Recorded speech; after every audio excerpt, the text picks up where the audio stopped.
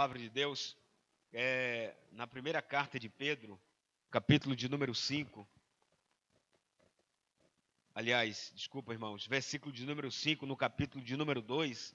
1 de Pedro 2, 5. 1 de Pedro, capítulo de número 2 e versículo de número 5. Está escrito a palavra de Deus.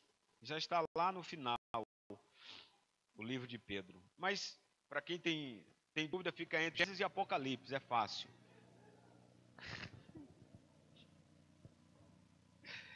Que está lá dizendo assim: vós também, como pedras vivas, sois edificados, casa espiritual e sacerdócio santo, para oferecer de sacrifícios espirituais agradáveis a Deus por Jesus Cristo, nosso Senhor. Hoje, em especial, queremos falar só um bocado sobre a igreja, sobre a pureza da igreja. É o que o texto fala, nós somos chamados para adorar a Deus, para sermos santos, para sermos puros, para sermos diferentes nessa terra. E nós, como igreja do Senhor, nós temos essa obrigação e essas recomendações. O pastor nos deu alguns temas, e o de hoje vai ser sobre a pureza na vida da igreja.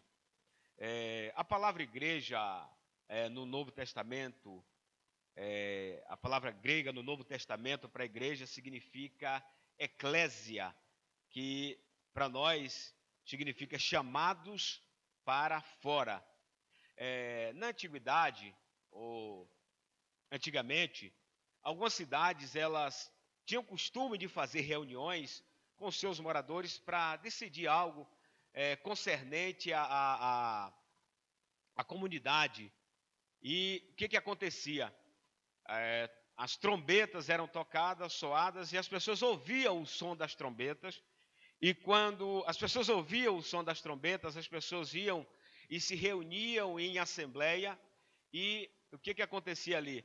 Era feito reuniões para tratar de assuntos pertencentes àquela comunidade.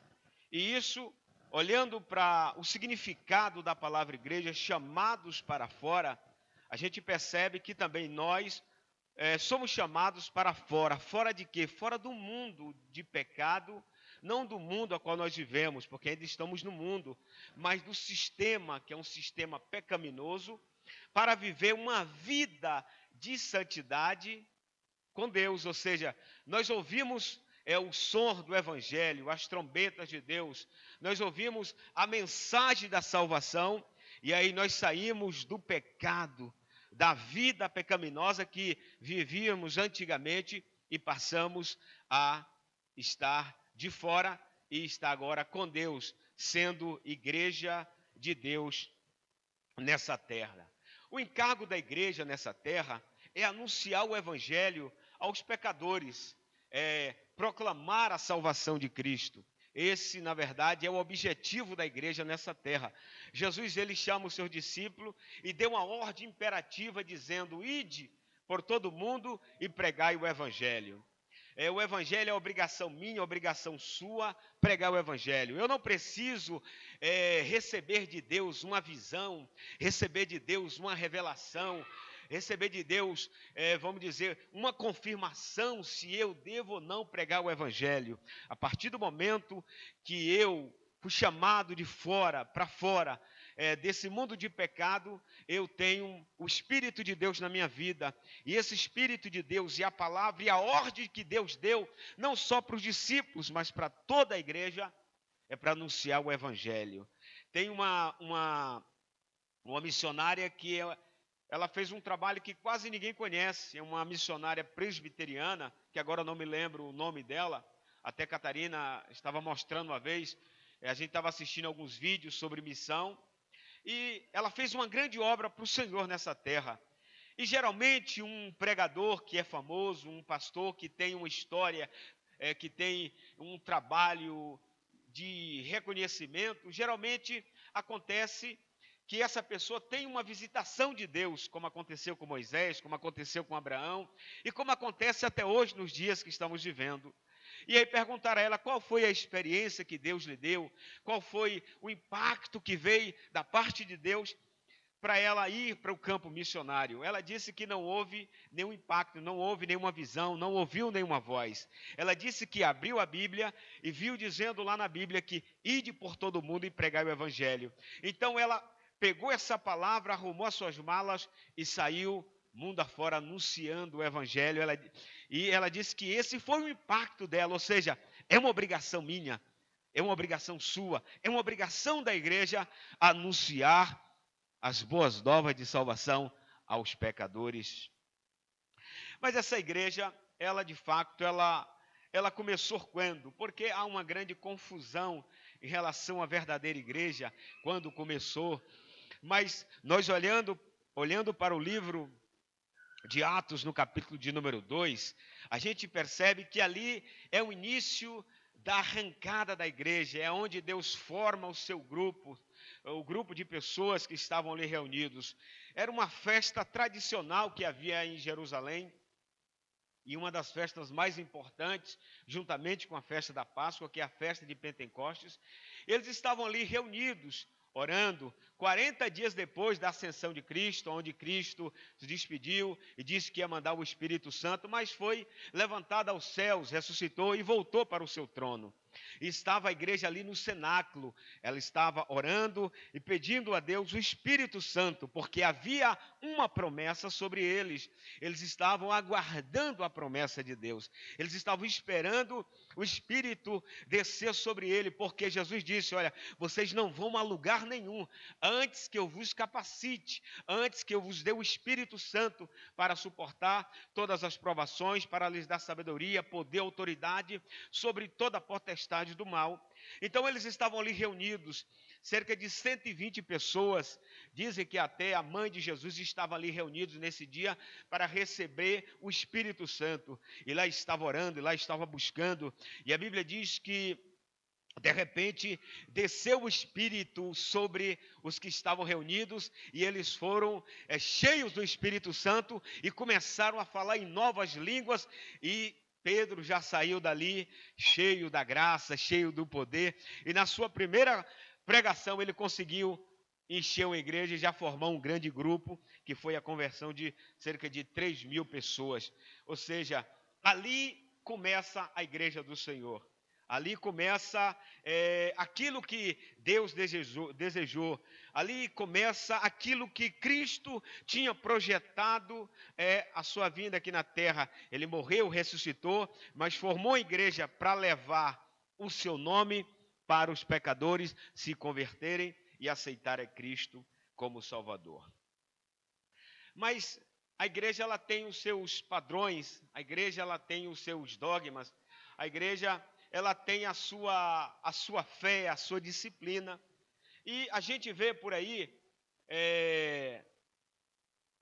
igrejas dizendo que é a verdadeira igreja de Cristo, e que sem essa igreja não há salvação, ou fora dessa igreja não há salvação em Cristo. E quando nós olhamos para a Bíblia Sagrada, porque tudo nós temos que analisar na Bíblia, a gente não pode ir pelas filosofias humanas, a gente não pode ir pelo que os homens dizem. Na verdade, nós temos que ver o que a Bíblia fala, a verdadeira igreja. A verdadeira igreja, e quem é a verdadeira igreja? E olhando para a Bíblia Sagrada, olhando para os textos, olhando para esse tema que foi nos dado para estar pregando, falando sobre a pureza da igreja, eu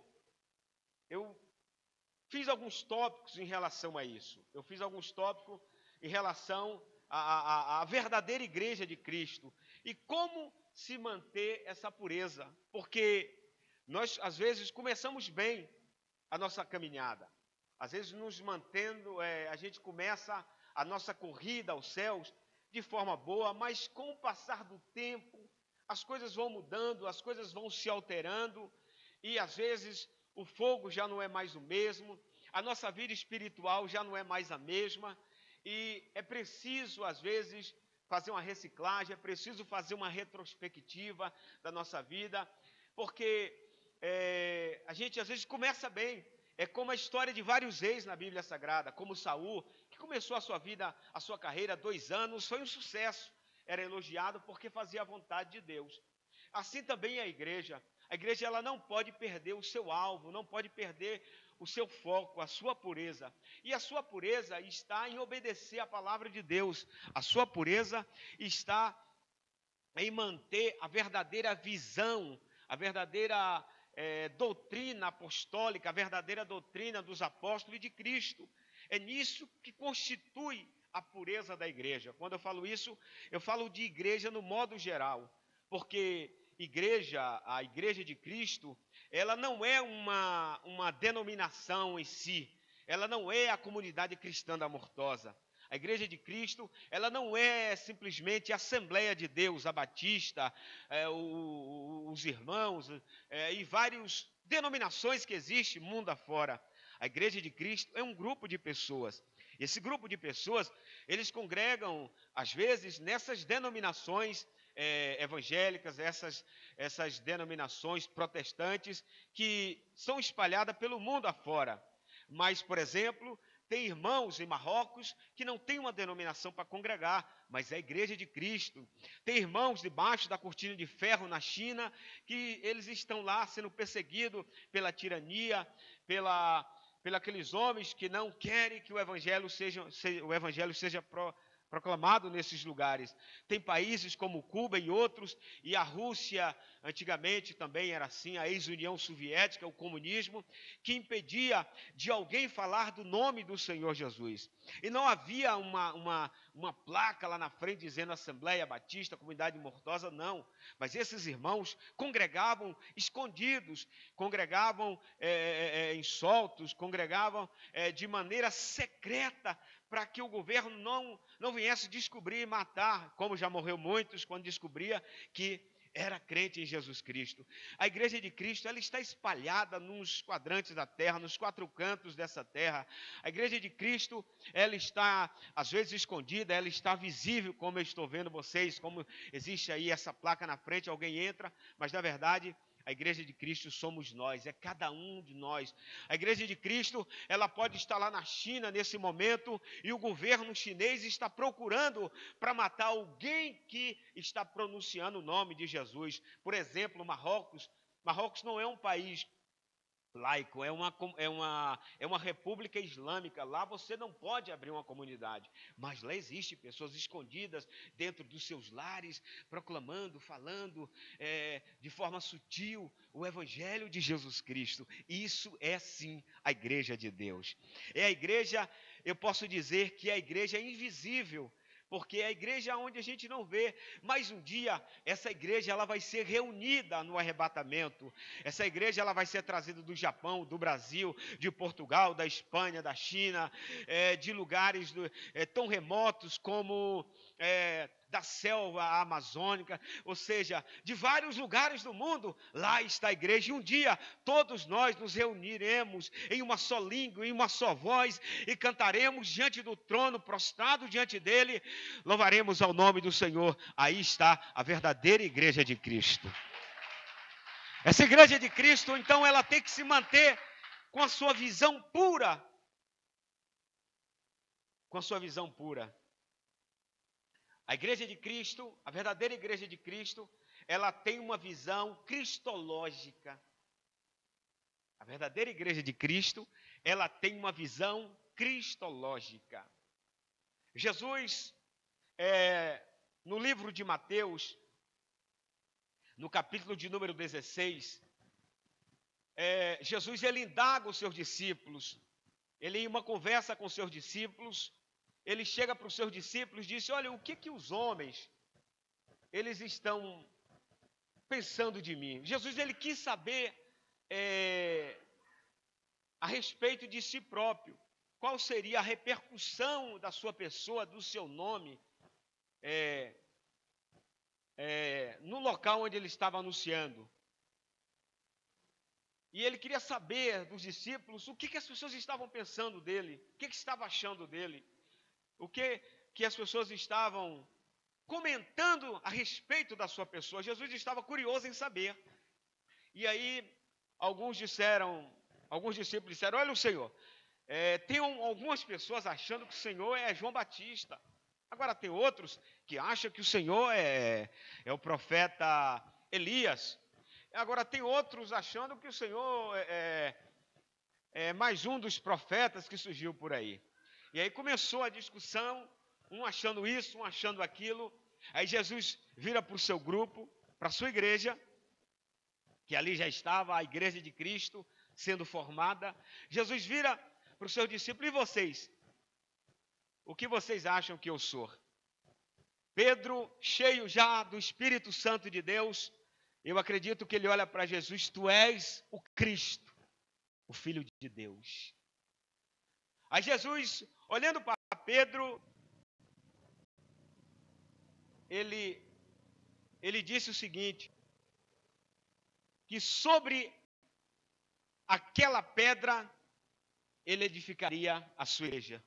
Tu és Pedro, e sobre essa pedra eu edificarei a minha igreja. E aí há uma briga teológica em relação a isso. Há uma briga teológica tão grande, tão fácil de ser resolvida em relação a esse texto, porque existe uma igreja aí que pegou esse texto e interpreta de forma errada, dizendo que a igreja, ela está firmada sobre Pedro. Não. A igreja está firmada sobre a confissão que Pedro fez. Tu és Cristo. Jesus não disse a Pedro, sobre ti, Pedro, eu edificarei a minha igreja. Não, Jesus não disse isso. Jesus disse sobre essa pedra, ou seja, sobre essa confissão, eu edificarei a minha igreja. Sobre aquilo que Pedro disse, tu és Cristo, o Filho de Deus. E é tanto que Pedro, lá na frente, no seu livro, na primeira carta de Pedro, no capítulo de número 2, 1 de Pedro 2,5, Pedro ele afirma que Jesus é a pedra aonde a igreja está firmada. Então, a visão cristológica da verdadeira igreja, da igreja pura de Deus, é Cristo como firmamento, é Cristo como Senhor, é Cristo como caminho, é Cristo como verdade, é Cristo como centro, é Cristo como Salvador, é Cristo como mediador, é Cristo como intercessor, é Cristo como fundador, é Cristo como o Senhor e cabeça da igreja. A igreja, ela não está firmada no homem, porque se a igreja estivesse firmada em costumes humanos, se a igreja estivesse firmada em Pedro, no homem, a igreja já não estava mais aqui. A igreja está aqui porque ela é firmada, e Jesus mesmo disse isso. E tem mais, Pedro, e as portas do inferno não prevalecerão contra a minha igreja. Quando a igreja, ela se mantém pura nessa visão cristológica, ela está totalmente protegida por Deus, ela está guardada em Deus, e quem tentar destruir, e quem tentar tocar, é tocar em Deus. Já queimaram tantas Bíblias, já mataram tantos missionários, já mataram tantos crentes, fizeram o que fizeram com a igreja no tempo do Império Romano, o imperador Nero e outros imperadores maus de Roma, que pegava os discípulos e jogava em fogueiras, e destruía, matava, a fim de destruir a igreja. Mas a igreja estava sobre uma palavra, enquanto ela se manter nessa visão, ela é protegida, ela é guardada, individualmente para nós também, como cristãos, como igreja. Se a nossa visão continuar sendo Cristo, cristocêntrica, e não nos costumes pagãos, a gente é protegido também por Deus e guardado. Porque quando nós olhamos para a Bíblia, a gente vê um homem chamado Saulo, no capítulo de número 9 de Atos dos Apóstolos, que ele pediu cartas às autoridades e foi a caminho de Damasco para tentar destruir a igreja, Por quê? Porque a igreja estava sobre a visão de Cristo, firmada em Cristo. A igreja estava anunciando Cristo como caminho. A igreja não estava anunciando Maria, a igreja não estava anunciando Aparecida do Norte, a igreja não estava ensinando as pessoas a pagarem promessas, a crer em purgatório, a crer nisso, a crer naquilo. A igreja estava ensinando os céus, a verdade, e aquilo incomodou o mundo daquela época. E aí o que estava acontecendo? As pessoas estavam se convertendo a Cristo, estavam aceitando como Salvador, porque estava vendo a pureza da mensagem de tudo o que estava acontecendo. A Bíblia diz que Saulo perseguiu a igreja. E no caminho de Damasco, ele teve encontro com Cristo. E aí ele ouviu uma voz: Saulo, Saulo, por que me persegues? E ele: mas quem és tu que eu estou perseguindo? Eu sou a Cristo, a quem tu estás perseguindo. Paulo estava perseguindo a igreja, mas nós olhando para isso, a gente percebe que ele não estava perseguindo a igreja, ele estava perseguindo o próprio Cristo. Sabe por quê? Porque quem nos chamou foi Deus para sermos igreja dele, e quem nos protege é ele. Quando o inimigo levanta a sua voz contra a igreja, contra nós, aí se levanta o general da igreja, o dono da igreja. Nela ninguém toca, nele ninguém toca, porque é protegido por mim. Você como igreja tem a proteção de Deus. Vira para o seu irmão que está do seu lado e diz para ele: você como igreja tem a proteção de você. Agora diz para ele assim: em você ninguém toca, porque o teu noivo é muito ciumento. Aleluia! Jesus, ele ciúma de nós, e a sua igreja ninguém destrói, ninguém acaba com ela. Pode queimar Bíblia, pode matar crente, mas quanto mais é igual clara de ovo, quanto mais bate, que cresce. Aí o omelete fica melhor. Glória a Deus. Então, essa é a visão da igreja cristológica. Nós não precisamos de mais, não precisamos de nada. Nós adoramos a Deus em espírito e em verdade. E a nossa mensagem é Cristo como Salvador, como Senhor, como Deus, como único mediador entre Deus e os homens, e não há outro a não ser Ele. E essa é a visão da igreja verdadeira.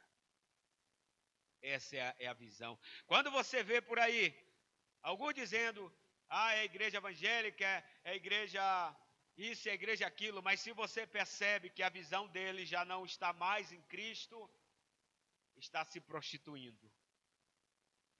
Aí a impureza já entrou. Está prostituindo a palavra de Deus, adulterando o evangelho, vendendo o evangelho barato para adquirir dinheiro, fama e números de pessoas. Mas a verdadeira igreja, ainda que não tenha muitas pessoas, mas ela tem que se manter fiel ao seu Senhor, e sendo Ele o Senhor e Deus das nossas vidas. A igreja do Senhor, ela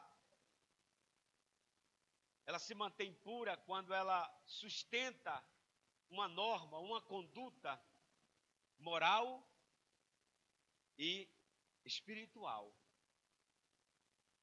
Jesus, no livro de Mateus, capítulo de número 5, versículo de número 13, Jesus fala sobre essas condutas, a moral e a espiritual. Quando ele fala sobre o sal e sobre a luz. Vós sois o sal da terra, e se o sal for insípido, com que se há de salgar?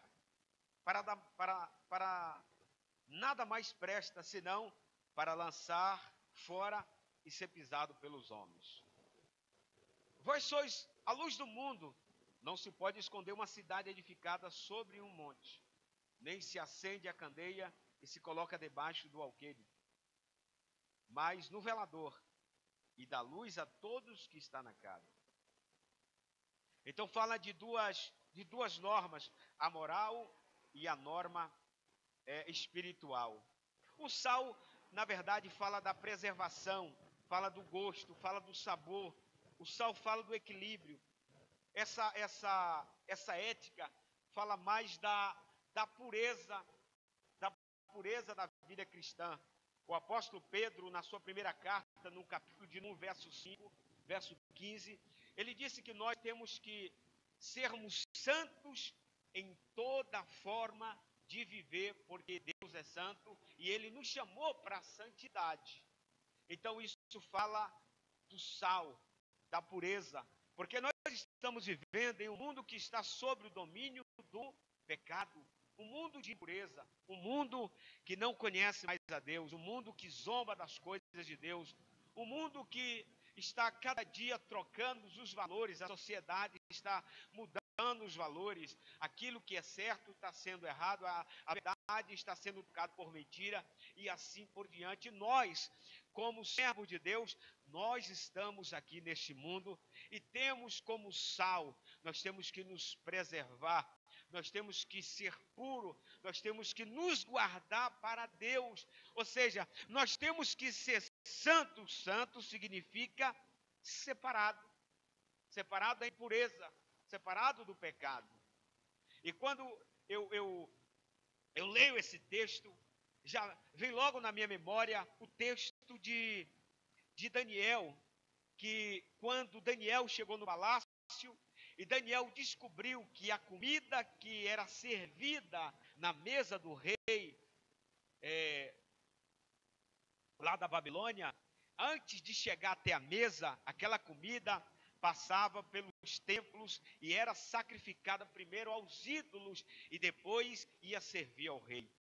E aí aquela comida, para um judeu e até mesmo para nós, já era uma comida contaminada, é uma comida impura para comer, para o servo de Deus se alimentar. E Daniel, sabendo disso, Daniel pediu ao cozinheiro, ao copeiro lá da casa, para que a comida dele fosse feita de forma separada. E aí o copeiro temeu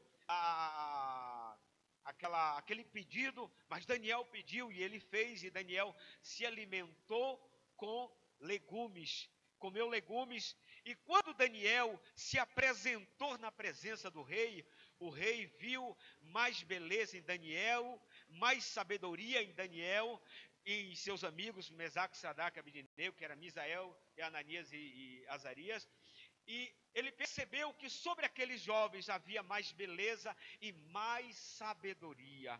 Sabe por quê? Isso é exemplo para nós como sal, como servos de Deus. A gente não tem que comer na mesa deste mundo. E a gente não deve temer o que vão pensar de nós. Se vão nos achar careta, se vão nos achar quadrados, mas ser quadrado é melhor do que ser redondo, como diz o meu pastor. Porque uma bola redonda, você chuta, ela vai para tudo quanto é lado. Vai dar um chute num quadrado? Não vai. Então, é melhor ser quadrado, mas não se contaminar. E quando a gente não se contamina, sabe o que acontece? A gente fica como esses jovens também, a igreja. Ela fica mais bonita, ela fica mais pura. O mundo percebe o resplendor, o cheiro de Cristo em nós, a sabedoria do alto sobre nós. Ah, mas o que vão pensar? Daniel não queria nem saber o que o rei ia pensar. Daniel não queria nem saber se o rei ia tirar sua vida. O que Daniel queria era se preservar para Deus, se guardar para Deus. Então, como sal, além de nós nos purificar, a gente também preserva esse mundo. Sabia? Sabe por que esse mundo ainda não foi destruído? Porque o sal está aqui. E o sal somos nós. Mas o texto diz o seguinte, que o sal não pode ser insípido. Ou seja, o sal não pode ser um sal que não presta. Porque se o sal não prestar, para nada serve. Os homens pisam, como diz o texto. Então a minha vida, a tua vida, a vida da igreja, tem que ser uma vida pura, sabe por quê? Para que o mundo possa olhar e respeitar gosta, tem que respeitar e saber que ali tem alguém que é diferente e que se preserve e se guarda. Então, como sal, nós temos que manter a nossa pureza do pecado. Aí cabe a cada um de vós, cabe a cada um de nós, com a nossa consciência, ver o que estamos fazendo, ver o que precisa ser mudado para sermos santos a cada dia. Não cabe a mim julgar como pregador, mas cabe a cada um, tanto a mim que estou pregando, mas é a palavra de Deus para mim também, fazer uma análise da minha vida. Será que eu estou sendo sal? Será que o meu sal não está insípido?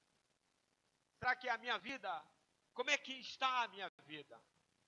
Mas aí tem a outra conduta, tem a outra norma, que é a luz.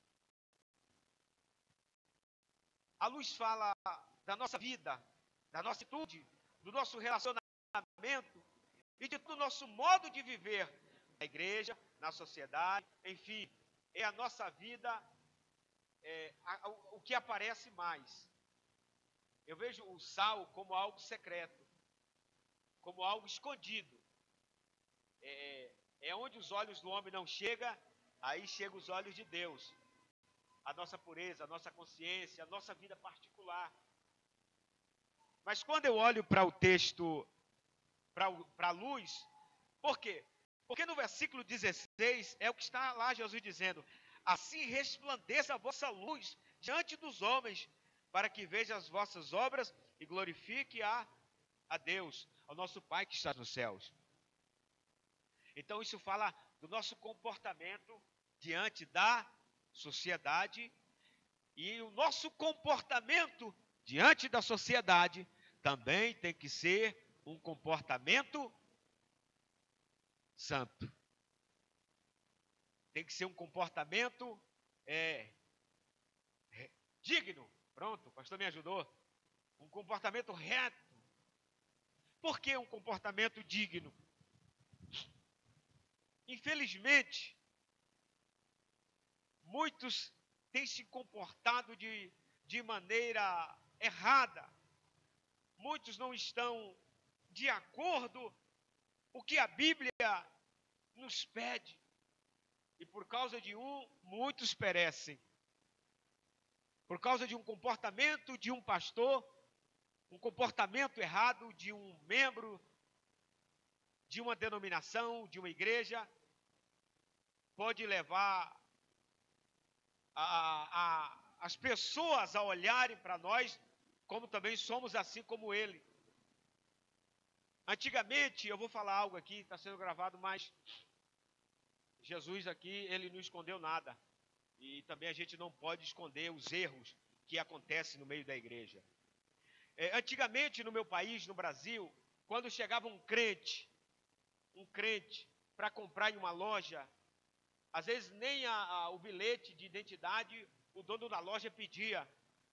O irmão é crente, vende, porque é homem de Deus, é servo de Deus. É pastor, vende porque é homem de Deus e ele vai vir pagar. E as pessoas pagavam, as pessoas andavam de forma ordeira, ou seja, e tudo que as pessoas faziam nos seus negócios, né, na sua conduta moral diante da sociedade, era louvável e as pessoas respeitavam realmente a igreja de Deus. Mas o tempo passou e o que a gente vê hoje, irmãos, é uma vergonha, porque chega numa loja para comprar. Eu já vi isso, eu falo isso porque eu já vi. O vendedor chega para o dono da loja: tem um senhor aí que está querendo levar um material aí, mas ele só pode pagar daqui 30 dias. Quem é ele? Ele é o pastor da igreja. Não. Não paga. É caloteiro. É um irmão, tal, é crente. Não vende não. Porque não paga, é crente. Então isso envergonha o nome de Cristo. Isso envergonha o nome de Cristo. E nós, como igreja de Deus, a gente fica decepcionado também, porque a gente pode chegar nessa mesma loja e sermos tratados da mesma forma, porque acha que nós somos assim também. E nem todo mundo é igual. Cada um tem o seu comportamento. Mas o que a igreja tem que viver é um comportamento reto, puro, diante da sociedade. Para quê? Para que as nossas obras sejam glorificadas por Deus, ou pelos homens, ao Pai que estás nos céus. Quando eu olho para a Bíblia, eu vejo um homem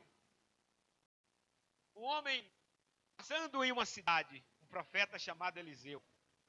E ele passava ali praticamente todos os dias, ia e voltava, e uma mulher observava a sua vida. E ela, certa feita, disse: vê ali, vai passando ali um grande homem de Deus. No livro dos Reis está lá escrito, no segundo livro dos Reis. E ali ela observava, sabe por quê? Porque os olhares do mundo estão sobre nós. Nós somos uma carta aberta. Aqui não acontece, mas no meu país acontece muito. Quando a gente erra, as pessoas logo apontam: mas você não é crente?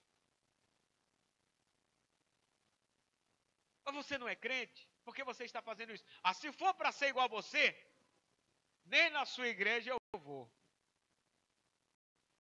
Eu trabalhava com um colega, eu pregava o evangelho dentro ali no intervalo, na fábrica em São Paulo. E quando ele ia abrir a boca, as pessoas gritavam: você não pode, porque você não tem vida para isso. E eu ficava com pena do rapaz.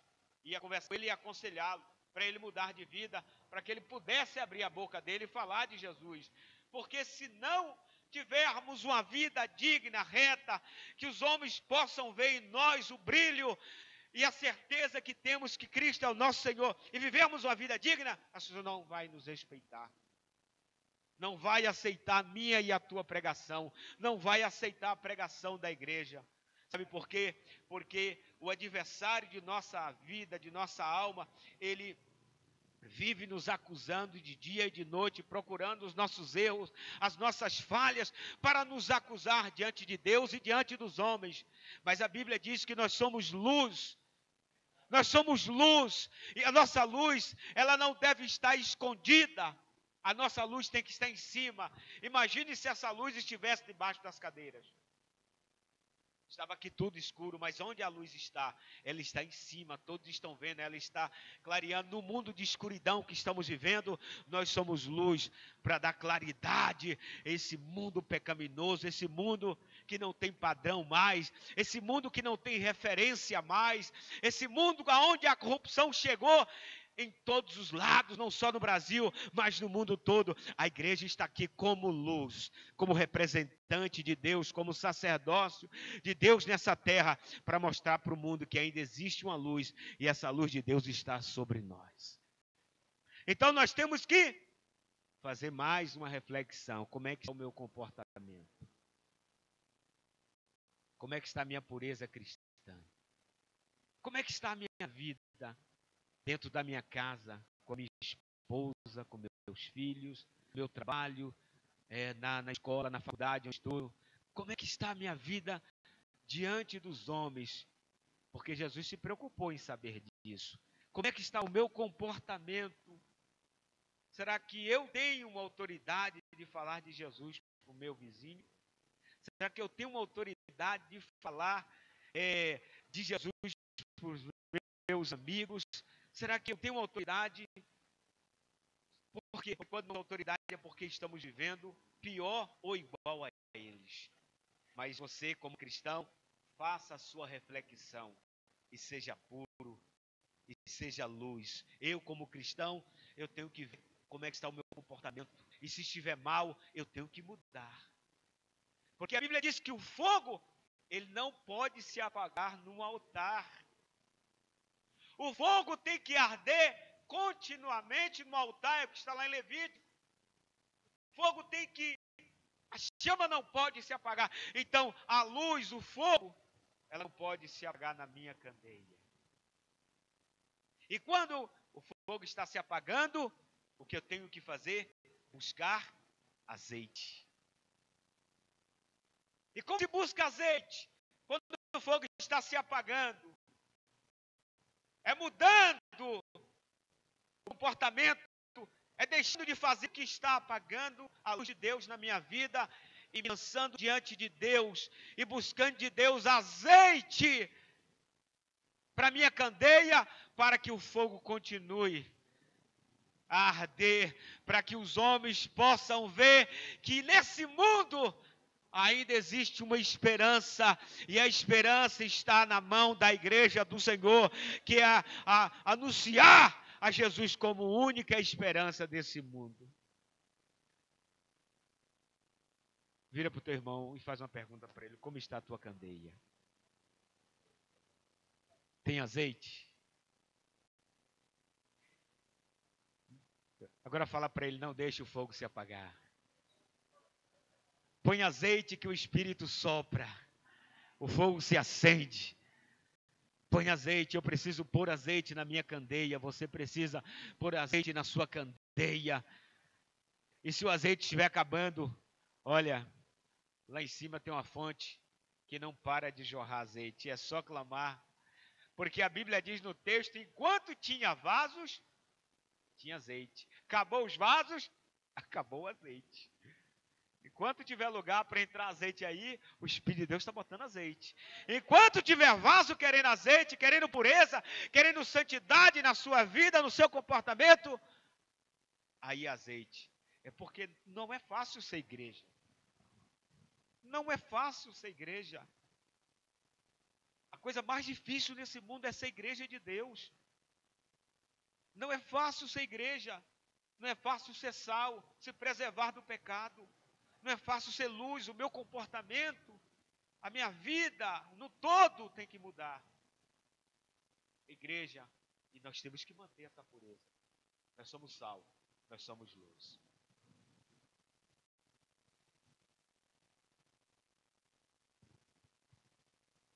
A igreja, ela se mantém pura quando...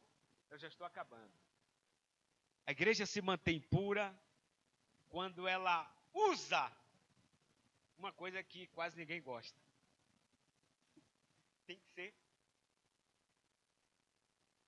É aquela história que, aquele ditado, não sei o que tem aqui. Pau que dá em Chico, dá em Francisco. Dá em Francisco. É para branco, é para preto, é para rico, é para pobre. Quando Deus... Eles estavam confiantes que a presença da arca, como era de costume, ia trazer Deus, garantir a segurança. Mas a Bíblia diz que naquela noite, naquele dia, a casa de Eli caiu por terra, porque morreu Eli e morreu os seus filhos Ofni e Finéias, e ainda morreu a sua sogra, e sobrou o pobre do Icabor para contar a história de maldição da sua casa. Sabe por quê? Porque ele não corrigiu a sua casa. Hebreus 12, 6. Porque o Senhor corrige o que ama e açoita a qualquer que recebe por filho. Suportais a correção. Deus os trata como filhos. Porque filho a quem o pai... Porque filho há a quem o pai não corrija. Provérbios também fala sobre a correção. Capítulo de número 3 de Provérbios e versículo de número 11. Filho meu, não rejeites a correção do Senhor, nem te enjoes da sua repreensão, porque o Senhor repreende aquele a quem ama, assim como o pai ao filho, quem quer bem. Então, a igreja do Senhor, ela tem autoridade de corrigir, de disciplinar. E em muitos casos, houve casos horríveis dentro da Bíblia, concernente à correção. A Bíblia diz que um casal em Atos mentiu para a igreja. Falou que ia dar um valor e não deu, e foi uma confusão em relação ao dinheiro de propriedades que eles estavam vendendo, um casal chamado Ananias e Safira. Logo no início da igreja, ali em Atos você vai encontrar. E aí a Bíblia diz que o Espírito de Deus matou este casal, ou destruiu a vida desse casal, por ter mentido para para o Espírito Santo.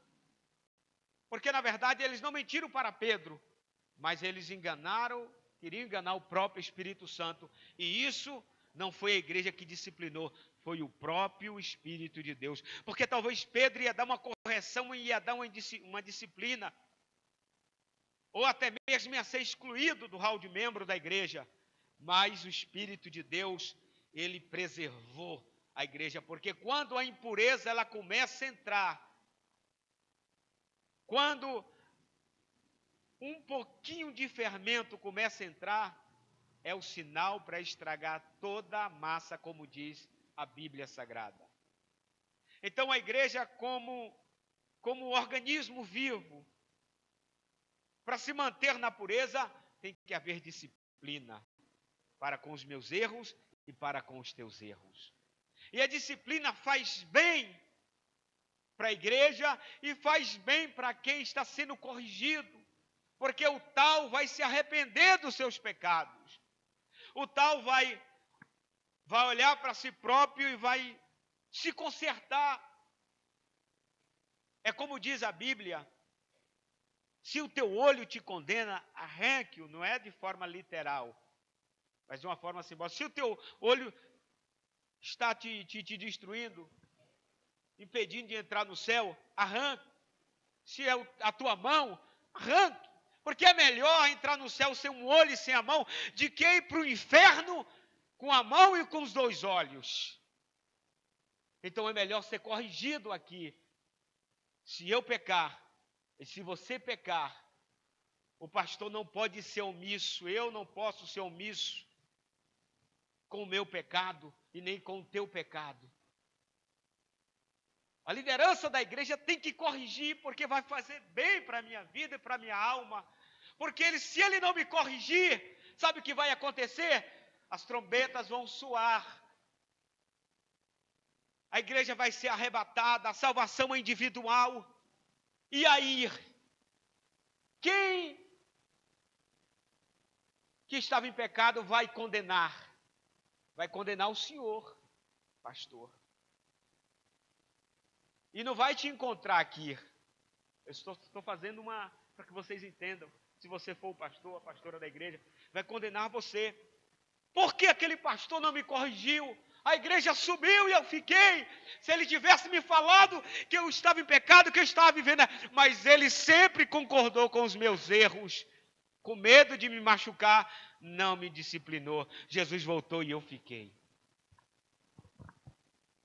Serve a disciplina para isso. Para mudar o comportamento errado, para não estragar toda a igreja, para não levedar a massa. Tem uma história interessante. Eu assisti isso no Jornal Nacional, ainda no Brasil.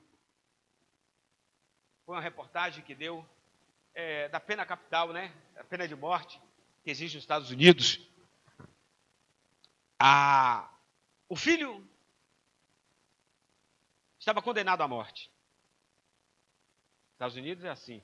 Até mesmo agora aqui em Londres, 2 adolescentes foram, na Inglaterra, foram condenados à prisão perpétua.